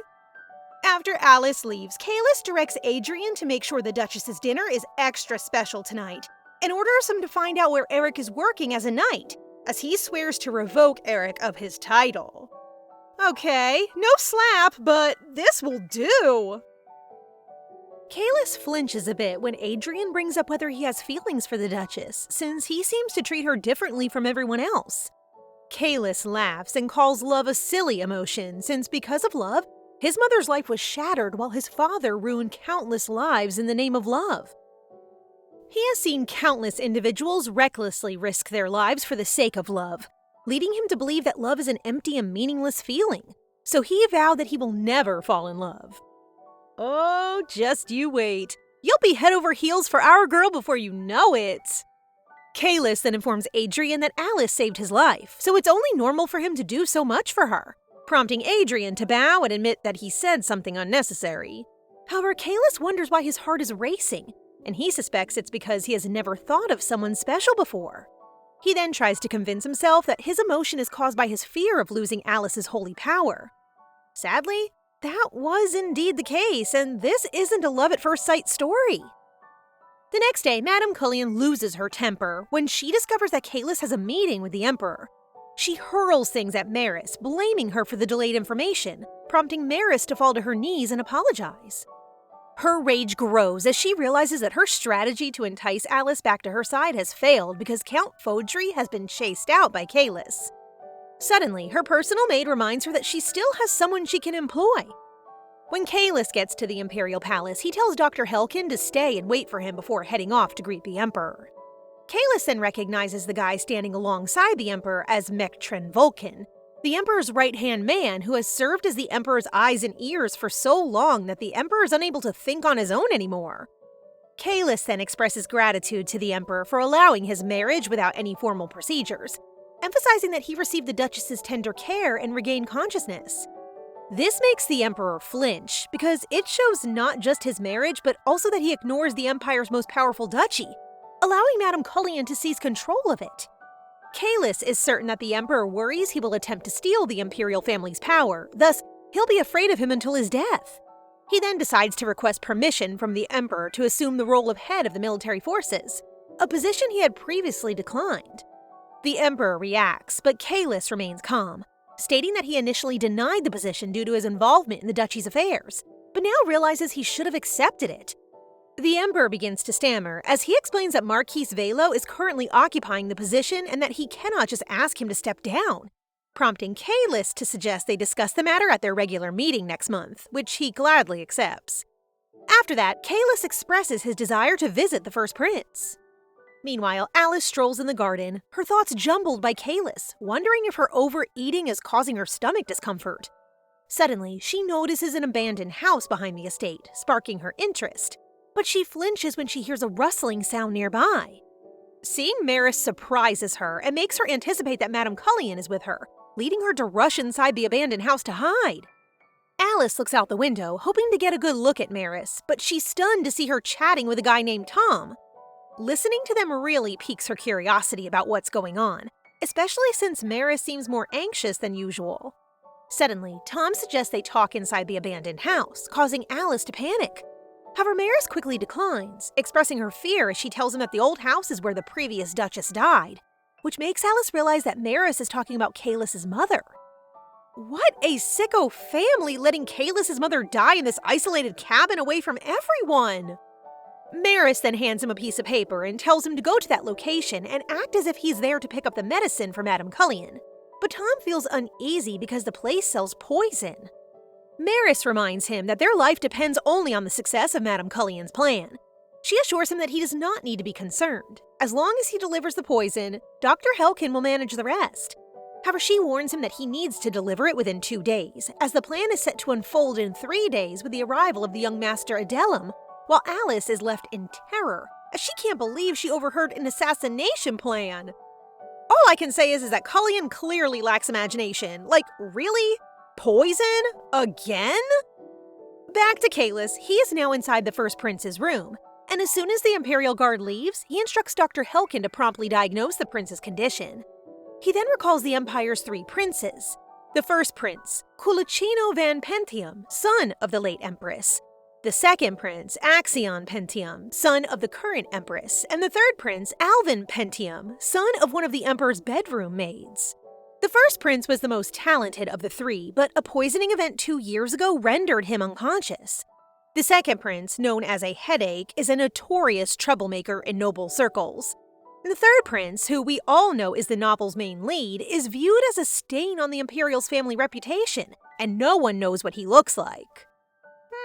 From a hair logic perspective, I think Prion could be the third prince? What do you guys think? After a while, Dr. Helkins tells Kalis that the poison called Rorofo, found in the Western Desert Kingdom, is what caused the first prince to collapse, and that anyone who takes it will end up in a coma. Kalis can't believe he instantly recognizes the type of poison, especially since even the Imperial doctors couldn't figure it out. He then begins to believe that Dr. Helkin possesses extensive knowledge about poisons and anticipates his significant contribution to the duchy's business. Dr. Helkin then tells him that if he even tries to cure the prince with the antidote, he can't guarantee that he'll wake up. The next day, it's bright and sunny, but our girl here can't catch a wink of sleep because she's all worked up about the poisoning plan. Since it's mealtime for the servants, she figures it's a good time to sneak a peek at the Duke without making a fuss. So she takes a deep breath in front of the Duke and tells him that Madame Cullion is planning to try to poison him. However, it looks like the Duke isn't really into her news, so she reacts to his bland reaction. Alice is unsure if Kalis knows of the poisoning plan, but she decides to assume that his silence implies he is unaware, so she starts to reiterate what she overheard. The whole thing will take place during the family banquet, with Dr. Helkin in charge of the poison, and she informs him that this information is correct because she overheard a conversation between Maris and Tom, the servant who will buy the poison. Kalis nods as he listens to her and just thanks her for sharing it with him, which confuses our girl because she expects him to react in some way, such as asking her questions or something. Hearing that she wants him to ask questions, he says he has one, which makes our girl eager to answer it. But to her disappointment, the Duke's query isn't about the poisoning, but rather if she's already decided what she wants. Obviously, Alice gets frustrated because, duh, she worried all night about him getting poisoned, but it appears that he doesn't care. So she sighs, stands up, and coldly tells him that all she wants is to be a priestess before walking out, leaving our guy confused. This might be the couple's first argument, huh? Thankfully, Kalis isn't someone who will simply ignore what happened, and he becomes so concerned about their conversation that he shares everything with Mr. Butler, Adrian, who then informs him that the Duchess was furious because of his blank reaction to the attempted poisoning. Well, to my guy's defense, he already knows about Madame Cullion's plan and has a counter plan, but he goes silent when Adrian says the Duchess doesn't know, so she must have misunderstood that he isn't taking her warning seriously. Kalis instantly composes an apology letter, explaining that he's not taking her warning without thought and hopes she'll stop being angry with him. Aw, he listened and quickly apologized. Adrian is shocked, as this is his first time witnessing the Duke send an apology letter to anyone. But he just shushes and, waits for this romance to blossom. Anyway, the two begin discussing the first prince, and Adrian worries if Helkin can truly be trusted. But it looks like Kalis already has Helkin's family under his care. Helkin has a sickly daughter, and his wife was wrongfully convicted of murder. Thus, he ended up working for the madam since she promised to prove his wife's innocence. Wow, I had no idea the poor doctor has his own family. Kalis then smiles because he plans on using Helkin to help them with the upcoming monster subjugation. While eliminating monsters that threaten the Empire is no picnic, it's also a profitable business for them because of the great value of the skins, teeth, and magic stones they take. A lot of people are hurt while hunting these monsters because the paralysis poison available isn't strong enough. But that's where Helkin comes in. Kalis intends to have him create a poison and will see to it that the duchy receives credit for it. 2 days later, the banquet arrives, which means Madame Cullion's son, Adelum, is also present. Alice sees the mother and son chit-chat in front of her, and all she can think about is, why am I here just to suffer? In any case, she is forgiving Kalis because of the apology letter, but she still doesn't understand how this man has the time to smile at her in this situation. Her attention is then interrupted when Adelum, smirking, tells her how she gave his mother a headache because she wanted to be a priestess. Like mother, like son indeed. Do you think our girl would just say sorry, blah blah? Let me remind you that Alice is a professional actress, and today she chooses to play shocked and innocent, claiming that while others were shocked by her holy power, she expected that he would be joyful because, thanks to her prayers, the Duke awakened. Adelum flinches, so our girl continues her act and begins to cry since she's so hurt by what he said, and Sienna supports her. Suddenly, Kalis speaks up, asking them to stop, which makes Adelum smile as he assumes the Duke will back him up. But my guy is talking about you, loser! Kalis glares at him and commands him to treat the Duchess with respect, leading Adelum to whimper, while Madame Cullion decides to change the subject by mentioning that she has prepared a special dessert. A servant comes with the desserts, while the madam informs them that she prepared them herself, leading Alice to fear that they are certainly poisoned. She gives Kalis a signal, but he doesn't even look at her, so she has no choice but to take action before he eats the dessert. She stands up and is about to reveal everything when Helkin rushes in, kneels before the Duke, and declares that the meal is poisoned. Kalis gets confused as Dr. Helkin hastily explains that he put poison in the dessert, but can't bring himself to do it, so he hopes he'll be forgiven. Before Helkin can continue, Madame Cullion slams the table, growls at the doctor, and tells the servants to take him away. The drama! All of them could be actors! Then, Kalis raises his voice and asks Helkin who's behind it all. The doctor gulps, realizing this is now or never, and he points to the madam, saying that she is the one that ordered him. As proof, he plays the recording, which clearly reveals the madam telling him to poison the Duke and threatening to harm his family if he fails. Helkin doesn't stop there. He also reveals that the madam is responsible for the Duke's first poisoning, and because he has the records, they can perform handwriting analysis to confirm that it matches the madam's. Because of this, the old hag is now extremely angry and ready to attack Helkin with a knife, but Kalis stops her in her tracks by pushing her to the floor. Kalis calls Cullion foolish and announces that she and her son will be executed before calling David, who's only waiting for his orders, while Alice stands up in shock, unable to believe Kalis has already assembled his knights. The mother and son are frightened as Kalis instructs David to take them to the dungeon for interrogation. It seems like Cullion's downfall is imminent, but Kalis's plan is lacking something. If he didn't want to inform Alice he had a plan, then he could have at least given her popcorn. As the two are dragged out, the room goes into shock as the Imperial Knights suddenly appear, one of them flaunting that long purple hair, announcing that they have arrived to arrest a criminal on the Emperor's orders. Oh, will you look at that? Another lovely man to love? Not only does the man look familiar to Alice from the novel, but she also recognizes him as Jesus Winston, the captain of the First Order of Imperial Knights and the most powerful minion of the novel's ultimate villain. Jesus is a lunatic who will kill for his master. But what makes Alice uneasy is that this man is supposed to appear after Madame Cullion destroys the duchy. Cute but psycho? Hard to pass on this one. Anyway, Jesus declares that they have come to arrest Cullion and Adelum for academic grade forgery and bribery. Kalis refuses to hand over the two because he has not completed his own investigation. But Jesus shows him the Emperor's decree, leaving him with no choice but to turn over Cullion and Adelum to the Imperial Knights. Gosh, I thought this was the end for the old hag, but it appears that the Emperor is supporting her. Jesus then breaks into a smile as he finally sees the rumored Duchess across the table, Alice, and our girl starts to quiver and retreats as she truly doesn't want to be associated with Jesus of all people. Thank goodness hubby is there to quickly come to her side and ask Jesus about what rumor he's talking about, prompting the knight to apologize for making Alice uncomfortable, while smirkingly claiming that his master is interested in her. Kalis assumes he's talking about the Emperor, but Alice's face becomes pale as she realizes that Jesus is not referring to the Emperor, but to someone else as his real master. If it's not the Emperor, then who? Alice's mind is spinning because she really wants to tell Kalis everything she knows, but who would believe she's in a novel, right?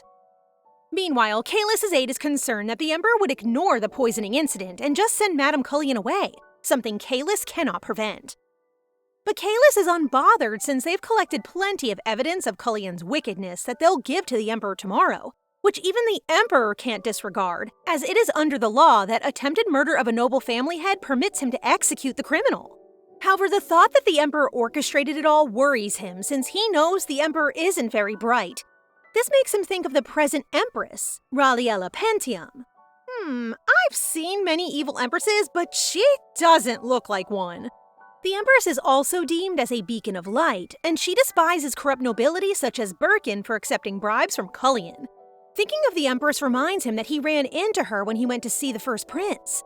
The Empress gladly greets him and even apologizes for not being able to persuade the Emperor to care after the duchy while he was unconscious. Nevertheless, now that he is awake, she offers to assist him in annulling the marriage he is clueless of.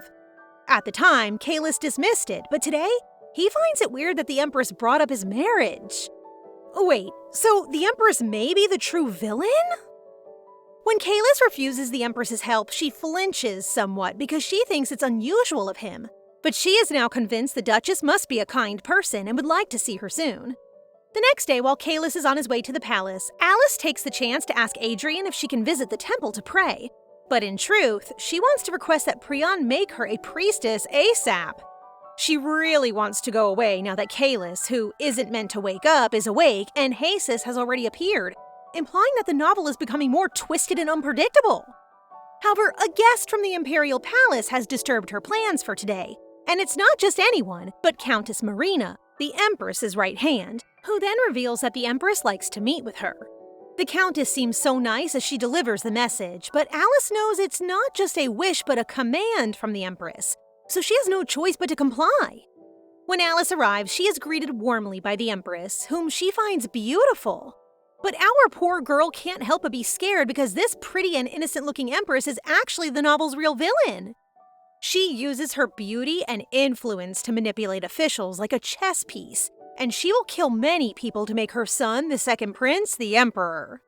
The first victim will be the first prince, followed by Kaelus, who refuses to support the second prince, and finally nobles who favor the novel's male lead, the third prince, including Sienna's people. This may appear to be a wicked strategy devised by a loving mother, but the Empress intends to solely use her son while maintaining control of the Empire. Seeing the Empress's face is now making me annoyed. In short, the Empress can simply execute anyone who is an annoyance to her, so Alice must avoid making any mistakes today.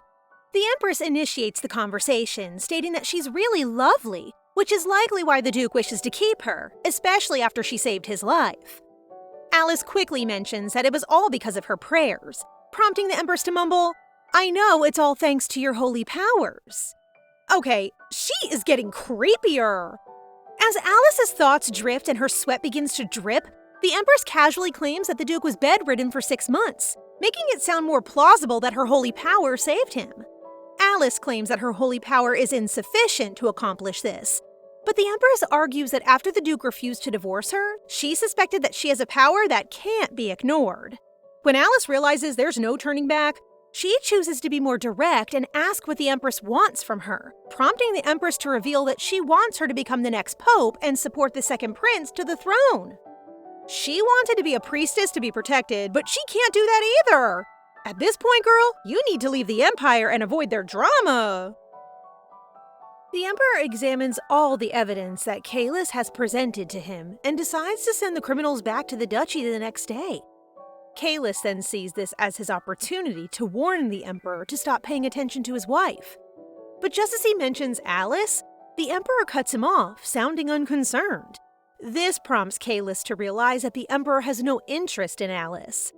As Kaelus steps out of the palace, a thought crosses his mind about the Emperor, but his attention shifts when he notices Adrian, who is breathing heavily and rushing to convey that the Empress has taken the Duchess, leaving Kaelus in shock. Meanwhile, the Empress is now clarifying that Alice possesses sufficient holy power to rescue someone from the verge of death, ensuring that no one will dispute her appointment as Pope. Alice wonders whether the Empress understands her current statement, given that the Pentium Empire's population largely worships Helios, despite the separation between the temple and the Imperial Palace. The imperial palace cannot interfere with the selected pope's special rights, and the pope cannot intervene in power battles among family members. As a result, what she is advocating today blatantly disregards the law, and worst of all, she is the empress. Alice then becomes curious about how the empress is aware of her desire to become a priestess, given that only the high priest Prion knows of it. She has a strong suspicion that the empress has someone within the temple, and she doubts that this individual is merely a lowly priest. The thought of the empress swiftly promoting her to the pope sends a chill down her spine, as it would turn her into the villain's pawn, preventing her from leading the comfortable life she's been striving for. She then chooses not to let it happen, so she must decline the empress's offer. However, now that she's aware of the empress's evil plan, Alice knows that the empress will not spare her life if she declines, prompting her heart to accelerate as she considers alternative choices. This is bad. This witch really had our girl in a bind. Thankfully, an enraged Kalis unexpectedly makes a loud crashing sound, knocking down everything in his path to reach his wife, leaving Alice stunned. Whoa, he is so ready to go against anyone!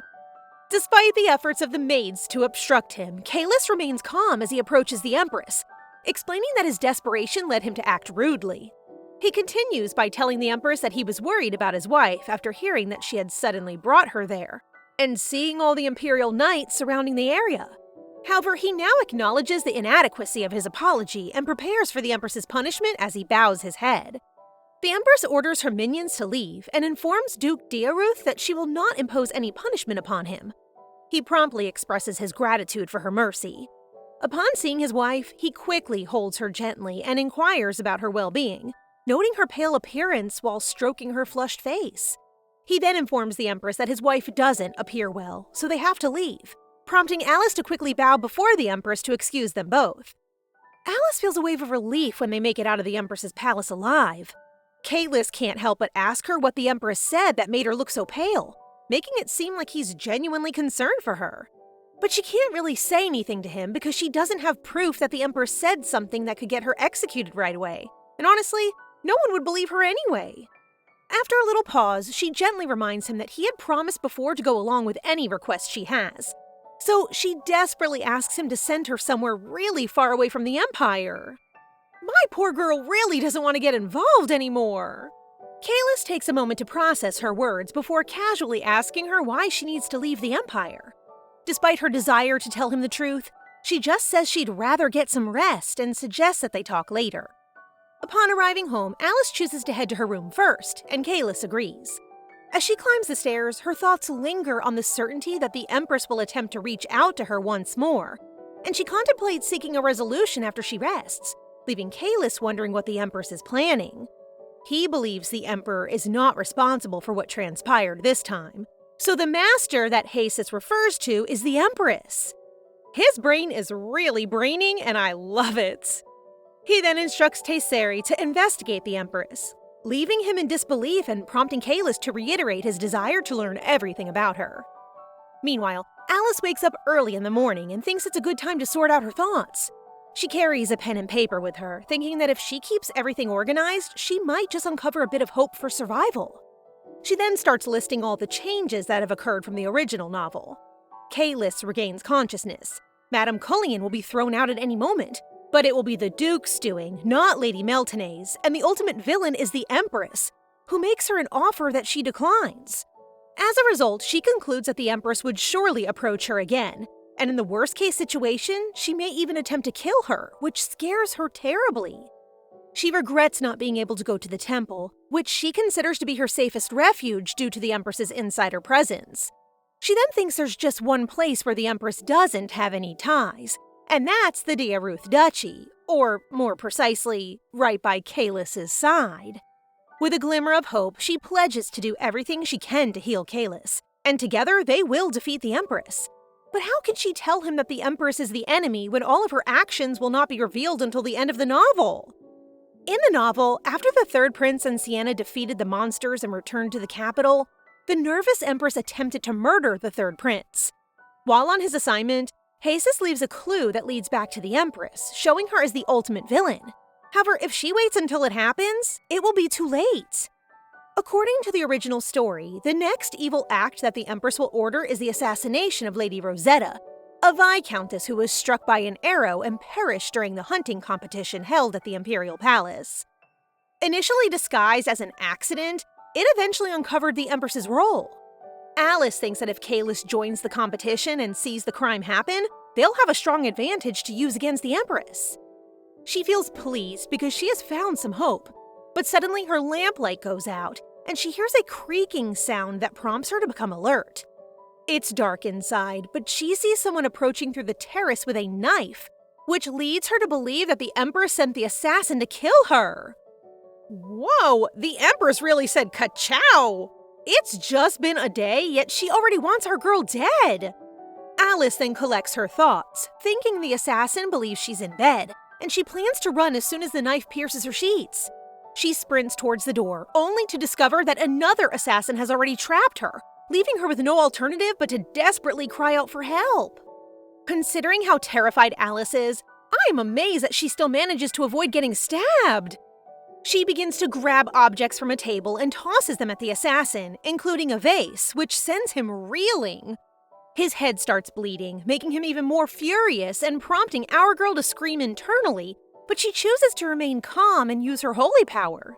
She figures that holy power can also be used to do damage, so she pulls a Kamehameha, causing a blinding light to emanate from her hand, stopping the assassin in his tracks. However, it appears that holy power can only be used for holy purposes, as it heals the assassin's wounds. I really can't take her seriously. She's just so dummy cute. In any case, the assassin is now smiling and preparing to kill her when they hear screams and see the enraged Kalis holding a bloodied sword. When the assassin sees the Duke, he shivers, and Alice takes the chance to shove him away and run towards Kalis. Suddenly, they hear an explosion from outside, and the fact that they are targeting the basement warehouse leads the servants to suspect that it's the work of thieves. Alice is taken aback because these men are definitely assassins, leading her to believe that the Empress is trying to cover up her death by making it appear as if she was killed by thieves. Anyway, now is not the time to ponder about that since a swarm of armed men has encircled them, and Kalis is so enraged that he needs to ask Alice to shut her eyes for a moment. Without waiting for a response, my boyfriend begins slicing them like a fruit ninja, traumatizing Alice to the point that she needs to hide her eyes and ears to avoid hearing those screams. Thankfully, Kalis doesn't waste much time killing them all. He then calls Alice to see whether she's harmed. She is still in a trance, but upon seeing him bathed in blood, our poor girl rushes over to help him, fearing he's injured. However, when Kalis casually claims that it isn't his blood, she looks behind them and sees dead bodies, which leads her to lose her strength. He catches her immediately before she collapses while she holds his chest. She's just checking his heartbeat, guys, that's all. David and the other knights arrive, and Kalis orders them to take the assassin he didn't kill to their underground prison. Once things have calmed down, Adria makes some tea to soothe Alice, but our girl is still nervous without Kalis. Although she detects a faint odor of blood, it dissipates as soon as the door opens, filling the space with a pleasant aroma. What happened, you ask? Kalis made his grand entrance, fresh out of the bath, hair still wet and strutting around in his robe while flexing those muscles. He's worrying over whether Alice has calmed down, but let me tell you, you don't even need to ask, sir. She's feeling much better now, all thanks to you. Anyway, Kalis sits down and begins to sound serious as he asks her if she has any idea who may be attempting to kill her. You better tell him that it's the Empress! She wishes she could tell Kalis it's the Empress, but she doesn't think that he'll believe her, since who would when they laughed and had tea together just this afternoon? After giving it some thought, I can see why she's keeping it from him. After all, it doesn't make sense to accuse the Empress after meeting her once, would it? Alice feels that it is not the proper time to tell Kalis about how evil the Empress is, so she simply states that she has no idea, which he accepts and says he will instead question the assassin. Looking over at the Duke, Alice then announces her decision to stay in the duchy for a year, as he has requested, and she vows to use her holy power to ensure he recovers completely. After a year, Alice says that they must divorce, and Kalis quickly realizes that she wants his protection for a year, which she does not deny. The novel's plot will finish in 1 year, and she believes she does not have the right to remain as Duchess beyond that. However, the Duke's lack of response makes her sweat, and she begins to second-guess herself, wondering if she should have suggested 2 years instead, even though she is certain that 1 year will be enough for his recovery. More like plenty of time to fall in love. After what feels like an eternity, Kalis finally smiles and agrees to all of her conditions, and they shake hands to officially seal it. David then enters the Duke's room, and our girl can't help but smile when she sees the silver-haired knight, for in the novel, after dying to save Sienna, he still smiles and is delighted to meet the Duke in the afterlife. I almost forgot that everyone except the main characters die in this novel. In any case, David apologetically tells the Duke that the assassin they had detained had killed himself, and since they can't do anything about it, Kalis simply asks him to clean up the mess, which amazes Alice at how merciful Kalis is to his people. Her expression changes when David states that they have finished cleaning the Duchess's room because she remembers the dead bodies and blood everywhere. Thankfully, Mr. Husband has already made plans and claims to have prepared a new room for her, assuring her that she would be safe because he'll be sleeping in the room next to hers. That seems reassuring, but our girl can't take any chances anymore and would prefer to sleep in the same room as Kalis because it's the safest place on the estate. My guy is taken aback by Alice's suggestion, and she goes on to explain that she can simply sleep on the sofa, which Kalis will never allow. So he argues that as a man, he will sleep on the sofa. However, when Alice insists on sleeping on the sofa, Kalis has no choice but to carry her and smile as he places her on the bed. He then tucks her into bed, dims the light, and despite Alice's urge to argue further, exhaustion overcomes her and she falls asleep immediately. When Kalis notices she's now asleep, he finally breaks the act and begins blushing. He then sits on a chair, and as he observes her, he realizes something has changed within him. He is someone who always prioritizes himself in order to protect the duchy's name, and he has never risked his life for anyone, nor has he ever been so concerned about losing someone, until today when he almost lost Alice. The fact that he is so afraid of losing her, as well as the fact that he no longer cares about his own safety, leads him to recognize that his feelings for Alice are not motivated solely by her holy power, but also by his love for her. Always admire a man who does not deny his feelings. And look at his smile after realizing his own emotions. Kalis believes Alice is lying when she claims she has no idea who is after her, but he doesn't care because he swears to protect her with his life. Good, he is aware that something is off. The next morning, Alice finds that Kalis has already left the room, so she goes to see him in his office and becomes shy when he asks if she slept well. She quickly changes the subject and sees that he appears to be very busy, which he confirms and even cites his problem with the first prince. He plans on telling her more about what is going on in the duchy since they have decided to be together for some time now. He starts by informing her that he has no intention of ever supporting the second prince, and that because there's no hope for the first prince, he's looking for someone who will be a better fit. This surprises Alice because it appears that Kalis is not considering the third prince, who, by the way, is the male lead. Thus, backing him means an almost guaranteed win. She casually mentions the Emperor's third son, and Kalis states he's not considering him for the throne since, according to what they know, the Emperor abandoned him. So he lacks enough education, plus no one knows if the third prince is still alive. Alice admits he has a point, given that in the novel, not even the third prince's shadow is seen until he decides to reveal himself. So she intends to find a means of locating the third prince, while making it appear like an accident.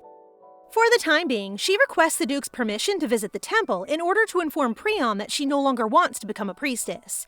Kalis lets her go, but then claims he'll accompany her because he has business at the temple as well. Nah, he's probably worried that Alice may change her mind and not stay with him.